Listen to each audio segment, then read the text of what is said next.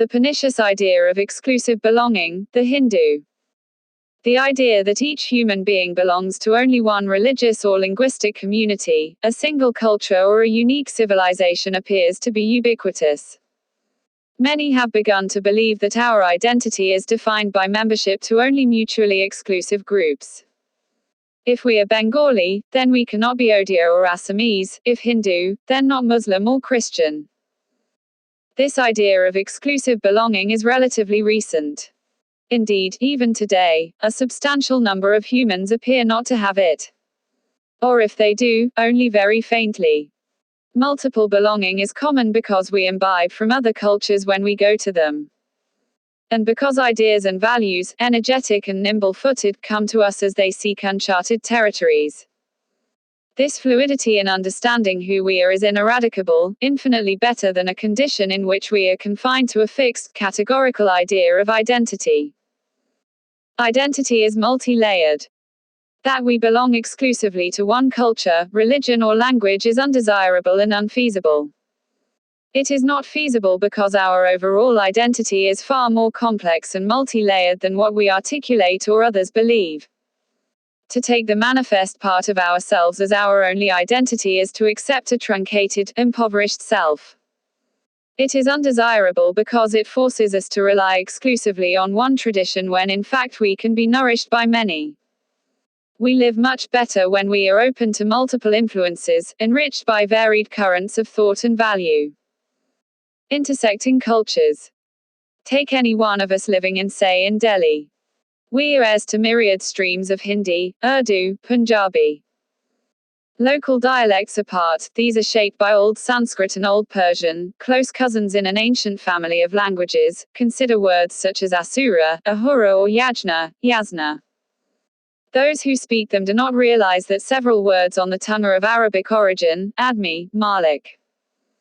Since languages are not simply a means of communication but constitute multiple worlds, the criss-crossing and overlapping worlds they inhabit are infinitely more complex and expansive than is recognized.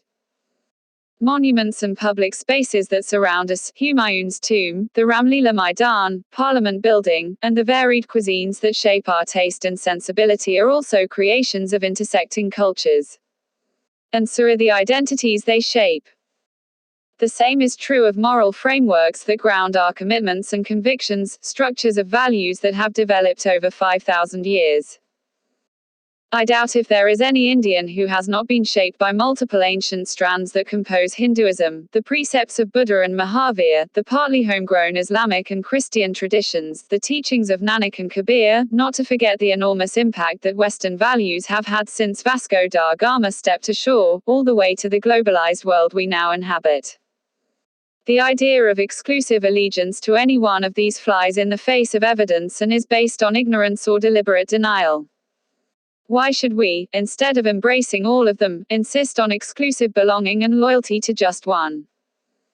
A serious objection. At this point it might be objected that a person's identity is defined not by everything that has influenced her but by those elements she has evaluated to be of greater importance. Someone can say that her fundamental commitments flow from a single framework, and this alone defines her identity. Identity is defined by what is publicly affirmed because of judgment of its real significance. It announces where we truly belong, to what we owe our overriding allegiance.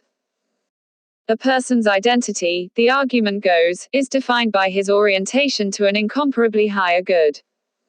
It underlines the quest to be a certain kind of person, to give oneself a direction. Does this often not require removing all, alien or bad features? Is not this movement towards something higher often a battle between the good and the evil within? Why cannot this be seen as a certain kind of purification? A Shuddhakaran for a Hindu or for that matter, a jihad for a Muslim? If so, does it not follow that one is a Hindu because of one's aspiration to realize what is most valuable in Hinduism rather than in any other ethical tradition? To tell such a person that there is a Muslim ingredient in his self is irrelevant because the whole point of his existence is to become a good Hindu and remove extraneous, non- or anti-Hindu elements. This seems like a forceful rebuttal. But it overlooks two stronger challenges. First, the encounter between two different ethical traditions results in mutual transformation of what is truly worthwhile in these traditions. Arguably, the ethics of Vedic people originally comprised three ends of life: karma, artha, and dharma. It needed the teachings of the Buddha to add a fourth value, moksha. Similarly, the Arya Samaj challenged idol worship as a perverse substitution of original Vedic fire rituals, but can one deny that it was also influenced by the Islamic conception of a formless God? Religions have frequently shaped each other's conception of the ultimate good, even as they conceal or stigmatize the source. Second, and equally important, most of us are powered by multiple moral sources. We acknowledge within us the presence of different, even incompatible normative orientations. Consider the French philosopher Paul Ricoeur's disclosure that the private reading of the Bible was central to the pietistic Protestant milieu in which he was born. This part of his upbringing, leaning on prayer and the undogmatic examination of conscience, had little intellectual content about it. But Ricoeur was equally impacted by another milieu wherein critical thinking and public standards of rationality were essential. He says, I always moved back and forth between these two poles, a biblical pole and a rational, critical pole. A duality that has lasted through my entire life. I remained faithful to this double allegiance. I believe this self-description captures the life of many intellectuals. Many scientists take their Hindu outlook seriously, many philosophers are at home in the Jewish, Islamic or Catholic spiritualities. Loyal to both, they feel that something terribly important would be lost if either was snatched away from them. Multiple allegiances. Indeed, I will not be surprised if there are many Muslims today who are inspired by both the Ramayana and the Quran. This was something commonplace till the mid-20th century in large parts of Haryana's Mayo community. It is still common to find some of our greatest singers, musicians and poets moved equally and simultaneously by Hindu and Muslim mysticism. I recently saw a film on Bismillah Khan in which he tells viewers how blessed he was to live in Benares. I can step down the Ghats, bathe in the Ganga, walk up to the masjid for namaz, and then head straight to the Balaji temple for riyaz. The fact is that large numbers of people in the past embraced not just dual but multiple allegiances, and this is unlikely to disappear in future. The demand for a single, exclusive allegiance makes for a sorry, desiccated self. The idea of exclusive belonging or allegiance is a pernicious intrusion into world cultures. Equally dangerous is a political project that foists a singularity or homogeneity and calls for the obliteration of multiplicity and fluidity, so that we become purely one or the other.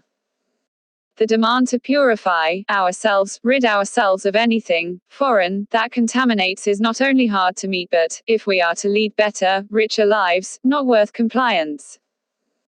Rajiv Bhargava is Honorary Professor, Center for the Study of Developing Societies, CSDS, Delhi.